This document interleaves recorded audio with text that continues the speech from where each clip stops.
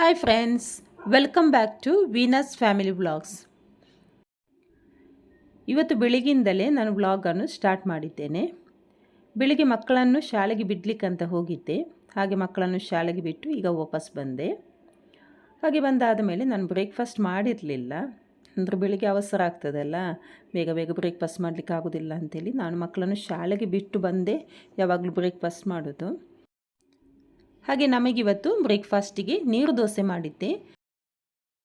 ನೀರು ದೋಸೆಯ ಜೊತೆ ನಿನ್ನೆ ರಾತ್ರಿ ಚಿಕನ್ ಸಾರು ಮಾಡಿದ್ದೆ. ಹಾಗೆ ಚಿಕನ್ ಸಾರು ಇತ್ತು, ಅದನ್ನೇ ಹಾಕಿ ಫಸ್ಟಿಗೆ ಒಂದು ತಿಂಡಿ ತಿನ್ನುವ, ಮತ್ತು ಉಳಿದಂಥ ಎಲ್ಲ ಕೆಲಸ ಮಾಡಿದ್ರಾಯ್ತು ಅಂತ ಹೇಳಿ ಫಸ್ಟಿಗೆ ತಿಂಡಿ ತಿಂತಾ ಇದ್ದೇನೆ.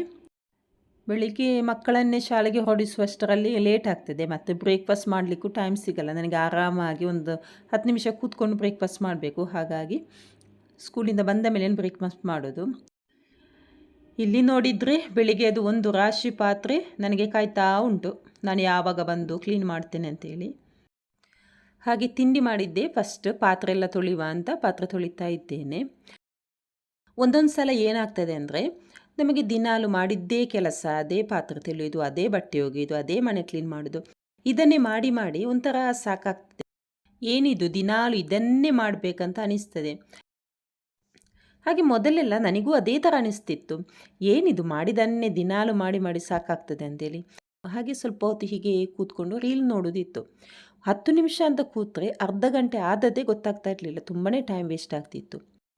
ಆಗ ನನಗೆ ಅನಿಸಿದ್ದು ಒಂದೇ, ಈ ಥರ ನಾನು ಟೈಮ್ ವೇಸ್ಟ್ ಮಾಡ್ತಾ ಹೋದರೆ ನನ್ನ ಕೆಲಸ ಮಾಡಲಿಕ್ಕೆ ಅಂತ ನನಗೆ ಟೈಮ್ ಇರಲ್ಲ ಅಂತ ಹೇಳಿ ಡಿಸೈಡ್ ಮಾಡಿ ಫಸ್ಟಿಗೆ ನನ್ನ ಮನೆ ಕೆಲಸವನ್ನೆಲ್ಲ ಮುಗಿಸ್ಬೇಕಂತೇಳಿ ಫಸ್ಟಿಗೆ ನಾನು ಯಾವಾಗಲೂ ಈಗ ನನ್ನ ಮನೆ ಕೆಲಸ ಯಾವುದೆಲ್ಲ ಉಂಟು ಅದನ್ನೆಲ್ಲ ಮುಗಿಸ್ತೇನೆ. ಹಾಗೆ ಈ ಥರ ಫಸ್ಟಿಗೆ ಮನೆ ಕೆಲಸ ಗುಡಿಸೋದು, ಒರೆಸೋದು, ಮನೆಯೆಲ್ಲ ಕ್ಲೀನ್ ಮಾಡಿ ಅಡುಗೆ ಮಾಡಿ ಎಲ್ಲ ಮುಗಿಸಿ ಆದ ಮೇಲೆ ನಮಗೆ ತುಂಬಾ ಟೈಮ್ ಸಿಗ್ತದೆ. ಆ ಟೈಮನ್ನು ನಾವು ಏನಾದರೂ ಪ್ರೊಡಕ್ಟಿವ್ ಆಗಿ ಯೂಸ್ ಮಾಡ್ಬೋದು. ನಮಗೆ ಓದಲಿಕ್ಕೆ ಬೇಕಾದರೆ, ಅಥವಾ ಏನಾದರೂ ಹೊಸತ್ತೇನಾದರೂ ಕಲೀಲಿಕ್ಕೆ, ನಮ್ಮ ಹೋಬೀಸ್ ಏನಾದರೂ ಇದ್ದರೆ ಅದನ್ನು ಕೂಡ ನಾವು ಇಂಪ್ರೂವ್ ಮಾಡ್ಬೋದು. ಹಾಗೆ ಮನೆಯಲ್ಲೇ ಕೂತ್ಕೊಂಡು ಏನಾದರೂ ಸಣ್ಣ ಕೆಲಸ ಮಾಡಿ ಸಂಪಾದನೆಯನ್ನು ಕೂಡ ಮಾಡಬಹುದು. ಮೊಬೈಲನ್ನು ಯೂಸ್ ಮಾಡುವಾಗ ಕೂಡ ಹಾಗೆ ನಾವು ಮೊಬೈಲನ್ನು ನಾವು ಉಪಯೋಗಿಸಬೇಕು ಹೊರತು ಮೊಬೈಲ್ ನಮ್ಮನ್ನು ಉಪಯೋಗಿಸಬಾರ್ದು.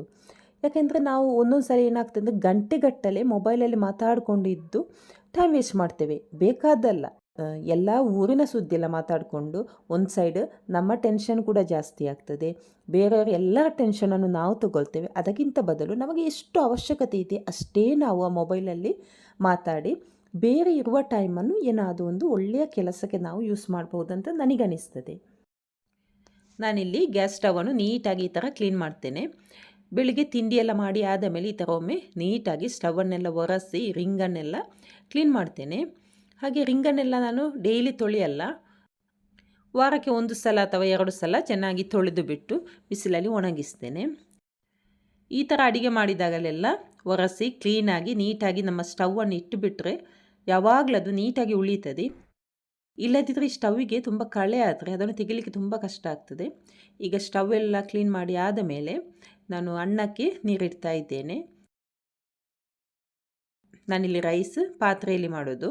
ಪಾತ್ರೆಯಲ್ಲಿ ಕುದಿಸಿಬಿಟ್ಟು ಮತ್ತೆ ಹಾಟ್ ಬಾಕ್ಸಲ್ಲಿಗೆ ಇಟ್ಟರೆ ಅದು ಚೆನ್ನಾಗಿ ಬೇಯ್ತದೆ. ನನಗೆ ಈ ಕೌಂಟರ್ ಟಾಪ್ ಎಲ್ಲ ಕ್ಲೀನ್ ಆಗಿರಬೇಕು, ಯಾವಾಗಲೂ ಜಾಸ್ತಿ ಪಾತ್ರೆ ಎಲ್ಲ ಸೇರಬಾರ್ದಲ್ಲಿ. ಈ ಥರ ನೀಟಾಗಿ ಕ್ಲೀನ್ ಮಾಡಿ ಇಟ್ಟರೆ ಕಿಚನ್ ಕೂಡ ಒಂಥರ ಚೆಂದ, ಹಾಗೆ ಮನಸ್ಸಿಗೂ ಸಮಾಧಾನ. ಹಾಗೆ ಪಾತ್ರೆ ಎಲ್ಲ ತೊಳೆದಾದ ಮೇಲೆ ಇದನ್ನು ನಾನು ಬಿಸಿಲಲ್ಲಿಟ್ಟು ಒಣಗಿಸ್ತೇನೆ. ಈ ಬೆಳಿಗ್ಗೆ ಹೊತ್ತಲ್ಲಿ ಬಾಲ್ಕನಿಯಲ್ಲಿ ಒಳ್ಳೆ ಬಿಸಿಲು ಬೀಳ್ತದೆ, ಹಾಗಾಗಿ ಪಾತ್ರನೆಲ್ಲ ಬಿಸಿಲಲ್ಲಿ ಇಟ್ಟರೆ ಒಳ್ಳೆ ರೀತಿಯಲ್ಲಿ ಒಣಗ್ತದೆ. ಹಾಗೆ ಬಿಸಿಲಲ್ಲಿಟ್ಟು ಒಣಗಿಸಿದರೆ ಪಾತ್ರೆಗೆ ಏನು ಸ್ಮೆಲ್ ಕೂಡ ಇರೋದಿಲ್ಲ. ಹಾಗೆ ಮತ್ತೆ ನಾವು ಅದನ್ನು ಬಟ್ಟೆಯಿಂದ ಒರೆಸಿಡಬೇಕಂತಲೇ ಇಲ್ಲ. ಹಾಗೆ ರೈಸಿಗೆ ನೀರಿಟ್ಟದ್ದು ಕೂಡ ಚೆನ್ನಾಗಿ ಕುದಿ ಬಂದಿದೆ ಅಂಥೇಳಿ ಅಕ್ಕಿಯನ್ನು ಕೂಡ ಹಾಕಿದೆ. ಈಗ ಲೋ ಫ್ಲೇಮಲ್ಲಿ ಅರ್ಧ ಗಂಟೆ ಬೇಯಿಸಿ ನಂತರ ತೆಗೆದು ಹಾಟ್ ಕೇಸಲ್ಲಿ ಇಟ್ಟರೆ ಅಲ್ಲೇ ಚೆನ್ನಾಗಿ ಬೇಯ್ತದೆ. ಹಾಗೆ ಪಾತ್ರೆನೆಲ್ಲ ತೊಳೆದು ಹೊರಗೆ ಇಟ್ಟಾದ ಮೇಲೆ ಸಿಂಕನಲ್ಲಿ ವಾಶ್ ಮಾಡ್ತಾ ಇದ್ದೇನೆ. ನಾನು ದಿನಕ್ಕೆ 2 ಸಲ ಪಾತ್ರೆ ಎಲ್ಲ ತೊಳೆದಾದ ಮೇಲೆ ಈ ಥರ ಸಿಂಕನ್ನು ನೀಟಾಗಿ ಉಜ್ಜಿ ಕ್ಲೀನ್ ಮಾಡ್ತೇನೆ. ಇಲ್ಲಾದರೂ ಸೈಡಿಗೆಲ್ಲ ಎಣ್ಣೆ ಪಸೆ ಎಲ್ಲ ಗಟ್ಟಿ ಆಗ್ತದೆ. ಹಾಗೆ ದಿನಾಲು ನಾವು ಈ ಥರ ಕ್ಲೀನ್ ಮಾಡೋದರಿಂದ ಸಿಂಕ್ ಕೂಡ ನೀಟಾಗಿರ್ತದೆ. ಯಾಕೆಂದರೆ ಎಷ್ಟೋ ಒಂದು ರೋಗಗಳು ನಮಗೆ ಈ ವಾಶ್ ಬೇಸಿನಿಂದ ಅಥವಾ ಸಿಂಕಿನಿಂದಲೇ ಬರ್ತದೆ. ಯಾಕೆಂದರೆ ಅದರಲ್ಲಿ ಗಲೀಜೆಲ್ಲ ತುಂಬಿದರೆ ಬ್ಯಾಕ್ಟೀರಿಯಾ ಎಲ್ಲ ತುಂಬಿ ಅದರಲ್ಲೇ ನಾವು ಮತ್ತೆ ಮತ್ತೆ ಪಾತ್ರೆ ತೊಳೆದು ಬಿಟ್ಟು ನಮಗೆ ಏನಾದರೂ ಇನ್ಫೆಕ್ಷನ್ ಆಗಿ ಇಲ್ಲದ ರೋಗ ಎಲ್ಲ ಬರ್ತದೆ. ಹಾಗಾಗಿ ಯಾವಾಗಲೂ ಈ ಕಿಚನ್ ಸಿಂಕನ್ನೊಂದು ನೀಟಾಗಿ ಕ್ಲೀನಾಗಿ ಇಡಬೇಕು. ಹಾಗೆ ರಾತ್ರಿಯೊಂದು ನಾವು ಪಾತ್ರೆ ಎಲ್ಲ ತೊಳೆದಾದ ಮೇಲೆ ಕಂಪಲ್ಸರಿಯಾಗಿ ನಾವು ಈ ಸಿಂಕನ್ನು ನೀಟಾಗಿ ಉಜ್ಜಿ ಕ್ಲೀನ್ ಮಾಡಿ ಹೋಗಲೇಬೇಕು. ಇಲ್ಲದ್ರೆ ಈ ಜಿರಳೆ ಕಾಟ ಎಲ್ಲ ಸ್ಟಾರ್ಟ್ ಆಗ್ತದೆ. ಹಾಗಾಗಿ ನಿಮಗೆ ಸಾಧ್ಯ ಆದರೆ ಸ್ವಲ್ಪ ಕೊನೆಯಲ್ಲಿ ಬಿಸಿ ನೀರನ್ನು ಕೂಡ ಹಾಕಿ ವಾಶ್ ಬೇಸಿನನ್ನು ತೊಳೆದ್ರೆ ಇನ್ನೂ ಒಳ್ಳೆಯದು. ಕ್ಲೀನ್ ಮಾಡಿ ಎಲ್ಲ ಆದ ಮೇಲೆ ಈ ಥರ ಒಂದು ಒಣ ಬಟ್ಟೆಯಲ್ಲಿ ಎಲ್ಲವನ್ನು ಒಂದು ಸಲ ಒರೆಸಿಟ್ರೆ ಕಿಚನ್ ಕೂಡ ಕ್ಲೀನ್ ನೀಟಾಗಿ ಕಾಣ್ತದೆ. ಈಗ ಇಲ್ಲಿ ರೈಸ್ ಕೂಡ ಚೆನ್ನಾಗಿ ಕುದಿ ಬರ್ತಾ ಉಂಟು. ನೋಡ್ಬೋದು ಕಿಚನ್ ಎಲ್ಲ ನೀಟಾಗಿದೆ. ಇನ್ನೊಮ್ಮೆ ಅಡುಗೆ ಮಾಡಲಿಕ್ಕುಂಟು, ಆದರೂ ನನಗೆ ಒಮ್ಮೆ ಈ ಥರ ಬೆಳಿಗ್ಗೆದೆಲ್ಲ ಒಮ್ಮೆ ನೀಟಾಗಿ ಮಾಡಿದ್ರೇ ಮನಸ್ಸಿಗೆ ಸಮಾಧಾನ. ಹಾಗೆ ಇನ್ನೊಮ್ಮೆ ಮಧ್ಯಾಹ್ನಕ್ಕೆ ಅಡುಗೆ ಮಾಡಲಿಕ್ಕಿದ್ದರೂ ಒಮ್ಮೆ ಈ ಥರ ಎಲ್ಲವನ್ನು ನೀಟಾಗಿ ಕ್ಲೀನ್ ಮಾಡಿ ಬಿಡ್ತೇನೆ. ವಾಷಿಂಗ್ ಮಿಷಿನಲ್ಲಿ ಬೆಳಿಗ್ಗೆನೇ ಬಟ್ಟೆ ಎಲ್ಲ ಹಾಕಿದ್ದೆ. ಹಾಗೆ ಇಲ್ಲಿ ಕೆಲಸ ಎಲ್ಲ ಮುಗಿಯುವಷ್ಟರಲ್ಲಿ ಅಲ್ಲಿ ಬಟ್ಟೆ ಕೂಡ ಒಗೆದು ನೀಟಾಗಿ ರೆಡಿ ಆಯಿತು. ಈಗ ಇದನ್ನೆಲ್ಲ ಒಣಗಕ್ಕೆ ಹಾಕಬೇಕು. ನಾನಿಲ್ಲಿ ಹೊರಗಡೆ ವೆರಂಡದಲ್ಲಿ ರೈಲಿಂಗ್ಸ್ ಇದೆ, ಅದರ ಮೇಲೇ ಬಟ್ಟೆಯನ್ನೆಲ್ಲ ಒಣಗಲಿಕ್ಕೆ ಹಾಕ್ತೇನೆ. ಒಳ್ಳೆ ಬಿಸಿಲುಂಟು, ಹಾಗೆ ಇಲ್ಲಿ ಹಾಕಿದರೆ ಬೇಗನೆ ಒಣಗ್ತದೆ. ಇಲ್ಲದ್ರೆ ನಾವು ಒಳಗೆ ಬಾಲ್ಕನಿಯಲ್ಲಿ ಹಾಕಬೇಕು, ಅದಕ್ಕಿಂತಲೂ ಇಲ್ಲಿ ಹಾಕಿದರೆ ಬೇಗ ಒಣಗ್ತದೆ ಅಂತೇಳಿ ಇಲ್ಲಿ ಹಾಕ್ತಾ ಇದ್ದೇನೆ. ನಾನು ಬಟ್ಟೆಯನ್ನು ಒಣಗಿಸುವಾಗ ಯಾವಾಗಲೂ ಈ ಥರ ಸೀದಾ ಸೈಡಲ್ಲಿ ಹಾಕಲ್ಲ, ಉಲ್ಟ ಮಾಡಿಯೇ ಹಾಕೋದು. ಈ ಥರ ಉಲ್ಟ ಮಾಡಿ ಹಾಕೋದರಿಂದ ಬಟ್ಟೆಯ ಬಣ್ಣ ಮಾಸೋದಿಲ್ಲ, ಹಾಗೆ ಇರ್ತದೆ. ಕೆಲವರೆಲ್ಲ ಈ ಥರ ಡೈರೆಕ್ಟಾಗಿ ಹಾಕ್ತಾರೆ. ಆ ಥರ ಹಾಕೋದರಿಂದ ಹೊಸ ಬಟ್ಟೆ ಸ್ವಲ್ಪ ದಿನದಲ್ಲೇ ಹಳತ್ತಾಗಿ ಕಾಣ್ತದೆ. ಈ ಥರ ನಾವು ಉಲ್ಟ ಹಾಕೋದರಿಂದ ಅಂದರೆ ಮಗಚಿ ಹಾಕೋದರಿಂದ ಹಳೆಯ ಬಟ್ಟೆ ಆದರೂ ಹೊಸ ಬಟ್ಟೆಯಂತೆ ಫುಲ್ಲು ಕಲರ್ಫುಲ್ ಆಗಿರ್ತದೆ. ಹಾಗೆ ಹೊರಗಡೆ ಇರುವಂತಹ ಪಾಟ್ಸಿಗೆ ನೀರು ಹಾಕಿರಲಿಲ್ಲ, ಹಾಗೆ ಫಸ್ಟಿಗೆ ಅದಕ್ಕೊಂದು ನೀರು ಹಾಕುವ ಅಂತ ಹೇಳಿ ಎಲ್ಲದಕ್ಕೂ ನೀರು ಹಾಕಿದೆ. ಹಾಗೆ ಇವತ್ತು ಮಧ್ಯಾಹ್ನ ಅಡಿಗೆಗೆ ಸೊಪ್ಪು ತಂದು 2 ದಿನ ಆಗಿತ್ತು, ಸ್ವಲ್ಪ ಬಾಡಿದೆ. ಹಾಗೆ ಇದನ್ನು ಇವತ್ತು ಪಲ್ಯ ಮಾಡುವ ಅಂತೇಳಿ ಪಲ್ಯ ಮಾಡ್ತಾ ಇದ್ದೇನೆ. ಇಲ್ಲಿ ಸ್ವಲ್ಪ ಹರಿವೆ ಸೊಪ್ಪು ಹಾಗೆ ಸ್ವಲ್ಪ ಪಾಲಕ್ ಸೊಪ್ಪು ಇತ್ತು. ಹಾಗೆ ನಾನು ಇವತ್ತು 2 ಸೊಪ್ಪನ್ನು ಕೂಡ ಮಿಕ್ಸ್ ಮಾಡಿ ಅಡುಗೆ ಮಾಡ್ತೇನೆ. ಈ ಥರ ಮಿಕ್ಸ್ ಮಾಡಿದರೆ ಉಂಟಲ್ಲ ತುಂಬ ಟೇಸ್ಟಿಯಾಗಿ ಚೆನ್ನಾಗಿರ್ತದೆ. ಒಮ್ಮೆ ನೀವು ಕೂಡ ಟ್ರೈ ಮಾಡಿ, ಒಳ್ಳೆಯದಾಗ್ತದೆ. ಫಸ್ಟಿಗೆ ನಾನು ಈ ಸೊಪ್ಪನ್ನು 5ರಿಂದ 10 ನಿಮಿಷ ನೀರಲ್ಲಿ ನೆನೆಲಿಕ್ಕೆ ಹಾಕಿ ಬಿಡ್ತೇನೆ. ಯಾಕೆಂದರೆ ಅದರಲ್ಲಿ ತುಂಬ ಮಣ್ಣಿರ್ತದೆ. ಈ ಥರ ನೆನೆಲಿಕ್ಕೆ ಹಾಕೋದರಿಂದ ಅದರಲ್ಲಿರುವಂತಹ ಮಣ್ಣೆಲ್ಲ ಸಾಫ್ಟಾಗಿ ಸುಲಭದಲ್ಲಿ ನಾವು ತುಳಿಯುವಾಗ ನೀಟಾಗಿ ಮಣ್ಣೆಲ್ಲ ಹೋಗ್ತದೆ. ಈಗ ಸೊಪ್ಪನ್ನೆಲ್ಲ 2-3 ಸಲ ಚೆನ್ನಾಗಿ ತುಳಿಬೇಕು. ಈಗ ನಾನು ಹರಿವೆ ಸೊಪ್ಪನ್ನು ಕೂಡ ತೊಳೆದು ಬಿಟ್ಟು ಸ್ಟೈನರಲ್ಲಿ ಹಾಕ್ತಾ ಇದ್ದೇನೆ. ಸ್ಟೈನರಲ್ಲಿ ಹಾಕಿದರೆ ನೀರೆಲ್ಲ ಹೋಗ್ತದೆ ಅಂತೇಳಿ ಈ ಥರ ಸ್ಟೈನರಲ್ಲಿ ಒಂದು ಹಾಕಿಡ್ತೇನೆ. ಸೊಪ್ಪನ್ನೆಲ್ಲ ತೊಳೆದಾಗಿ ಒಂದು 5 ನಿಮಿಷ ಬಿಟ್ಟಾದ ಮೇಲೇ ಸೊಪ್ಪನ್ನೆಲ್ಲ ಕಟ್ ಮಾಡಬೇಕು. ಯಾಕೆಂದರೆ ಅದರಲ್ಲಿರುವ ನೀರಿನ ಅಂಶ ಎಲ್ಲ ಹೋಗಬೇಕು. ಇಲ್ಲಾದರೆ ನೀರು ಹಾಗೆ ಇದ್ದರೆ ಅದು ನಮಗೆ ಅಡುಗೆ ಮಾಡುವಾಗ ಅದರಲ್ಲಿ ತುಂಬ ನೀರು ಬಿಡುಗಡೆ ಆಗ್ತದೆ. ಹಾಗಾಗಿ 5 ನಿಮಿಷ ಬಿಟ್ಟು ಮತ್ತೆ ನಾವು ಅದನ್ನು ಕಟ್ ಮಾಡಬೇಕು. ಈಗ ಈ ಅರಿವೆ ಸೊಪ್ಪು ನೋಡ್ಬೋದು, ಇದು ತುಂಬ ಎಳತ್ತಿದೆ. ದಂಟು ನೋಡಲಿಕ್ಕೆ ದೊಡ್ಡದುಂಟು, ಆದರೆ ತುಂಬ ಎಳತ್ತಿದೆ. ಹಾಗೆ ಇದನ್ನು ಕೂಡ ಹಾಗೆ ಚಿಕ್ಕ ಚಿಕ್ಕದಾಗಿ ಕಟ್ ಮಾಡಿ ಅದರ ಜೊತೆನೇ ಹಾಕಿ ಬೇಯಿಸ್ತೇನೆ. ಸಪ್ರೇಟೇನು ಬೇಯಿಸ್ಬೇಕಂತಿಲ್ಲ, ಇಲ್ಲಾಂದರೆ ಗಟ್ಟಿ ಇದ್ದರೆ ನಾವು ದಂಟನ್ನು ಸ್ವಲ್ಪ ಮೊದಲೇ ಸಪ್ರೇಟಾಗಿ ಬೇಯಿಸಬೇಕಾಗ್ತದೆ. ಇದು ಎಳತ್ತಿರುವುದರಿಂದ ಎಲ್ಲವನ್ನು ಒಟ್ಟಿಗೆ ಕಟ್ ಮಾಡಿ ಹಾಕಿ ಬೇಯಿಸ್ತೇನೆ.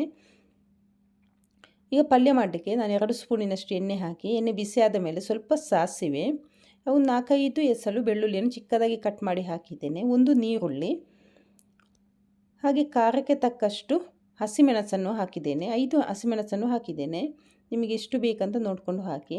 ಇದು ಸ್ವಲ್ಪ ಫ್ರೈ ಆದ ಮೇಲೆ ಕಟ್ ಮಾಡಿ ಇಟ್ಟಂತಹ ಸೊಪ್ಪನ್ನು ಇಲ್ಲಿ ಸೇರಿಸಬೇಕು. ಈಗ ಇದಕ್ಕೆ ಸ್ವಲ್ಪ ಅರಶಿನ ಹುಡಿ, ಸ್ವಲ್ಪ ಜೀರಿಗೆ, ಹಾಗೆ ರುಚಿಗೆ ತಕ್ಕಷ್ಟು ಉಪ್ಪನ್ನು ಹಾಕಿ ಎಲ್ಲವನ್ನೊಮ್ಮೆ ಚೆನ್ನಾಗಿ ಮಿಕ್ಸ್ ಮಾಡುವ. ಸೊಪ್ಪು 10 ನಿಮಿಷದಲ್ಲೇ ಬೇಗನೆ ಬೇಯ್ತದೆ. ನೋಡ್ಬೋದು ಈಗ ಬಿಸಿಗೇನೆ ಸ್ವಲ್ಪ ಬೇಯ್ತಾ ಬಂತು, ಅಂದರೆ ಸ್ವಲ್ಪ ಕಡಿಮೆ ಆಗ್ತಾ ಬರ್ತದೆ. ಈ ಥರ ಸ್ವಲ್ಪ ಸ್ವಲ್ಪ ಕಡಿಮೆ ಆದಾಗ ಉಳಿದಂಥ ಸೊಪ್ಪನ್ನೆಲ್ಲ ಇದರ ಮೇಲೇ ಹಾಕಿ ಬಿಡ್ತಾ ಇದ್ದೇನೆ. ಈಗ ಎಲ್ಲ ಸೊಪ್ಪನ್ನು ಹಾಕಿ ಆದ ಮೇಲೆ ಇದಕ್ಕೊಂದು ಮುಚ್ಚಳವನ್ನು ಮುಚ್ಚಿ ಇದನ್ನು ಬೇಯಿಸಬೇಕು. ಲೋ ಫ್ಲೇಮಲ್ಲೇ 2 ನಿಮಿಷಕ್ಕೊಮ್ಮೆ ಮುಚ್ಚಳ ತೆಗೀತಾನೆ ಮಗಚುತ್ತಾನೆ ಇದನ್ನು ಬೇಯಿಸಬೇಕು. ಈಗ 10 ನಿಮಿಷ ಆದ ಮೇಲೆ ನೋಡ್ಬೋದು ಸೊಪ್ಪೆಲ್ಲ ಚೆನ್ನಾಗಿ ಬೆಂದಿದೆ. ಇದರಿಂದಲೇ ಬೇಕಾದಷ್ಟು ನೀರು ಬಿಡುಗಡೆಯಾಗಿದೆ. ಈಗ ಇದಕ್ಕೆ ನಾನು ಕೊನೆಯಲ್ಲಿ ಸ್ವಲ್ಪ ತೆಂಗಿನ ತುರಿಯನ್ನು ಹಾಕಿ ಚೆನ್ನಾಗಿ ಮಿಕ್ಸ್ ಮಾಡಿದರೆ ಆಯಿತು. ಸೂಪರ್ ಆದಂಥ ಪಲ್ಯ ರೆಡಿ ಆಯಿತು. ಯಾವಾಗಲೂ ನಾವು ಒಂದೇ ಥರದ ಸೊಪ್ಪಿನಿಂದ ಪಲ್ಯ ಮಾಡೋದಕ್ಕಿಂತಲೇ ಈ ಥರ 2 ಅಥವಾ ಬೇಕಿದ್ದರೆ 3 ಸೊಪ್ಪನ್ನು ಕೂಡ ಸೇರಿಸಿ ಒಟ್ಟಿಗೆ ಪಲ್ಯ ಮಾಡೋದರಿಂದ ಟೇಸ್ಟ್ ಮಾತ್ರ ಸೂಪರ್ ಆಗಿರ್ತದೆ. ಇವತ್ತಿನ ಈ ವಿಡಿಯೋವನ್ನು ನಾನು ಇಲ್ಲೇ ಎಂಡ್ ಮಾಡ್ತಾ ಇದ್ದೇನೆ. ಇವತ್ತಿನ ಈ ಸಿಂಪಲ್ ಆದಂಥ ವಿಡಿಯೋ ನಿಮಗೆಲ್ಲ ಇಷ್ಟ ಆದರೆ ಒಂದು ಲೈಕ್ ಕೊಡಿ, ಕಮೆಂಟ್ ಮಾಡಿ, ಶೇರ್ ಮಾಡಿ. ಹಾಗೆಯೇ ನನ್ನ ಚಾನಲನ್ನು ಯಾರಾದರೂ ಸಬ್ಸ್ಕ್ರೈಬ್ ಮಾಡದೆ ನೋಡ್ತಾ ಇದ್ದರೆ ದಯವಿಟ್ಟು ಸಬ್ಸ್ಕ್ರೈಬ್ ಮಾಡಿ. ಇಷ್ಟು ಹೊತ್ತು ನನ್ನ ವಿಡಿಯೋ ನೋಡಿದ್ದಕ್ಕಾಗಿ ತುಂಬ ಧನ್ಯವಾದಗಳು. ಇನ್ನೊಂದು ವಿಡಿಯೋದಲ್ಲಿ ಮತ್ತೆ ಸಿಗೋಣ.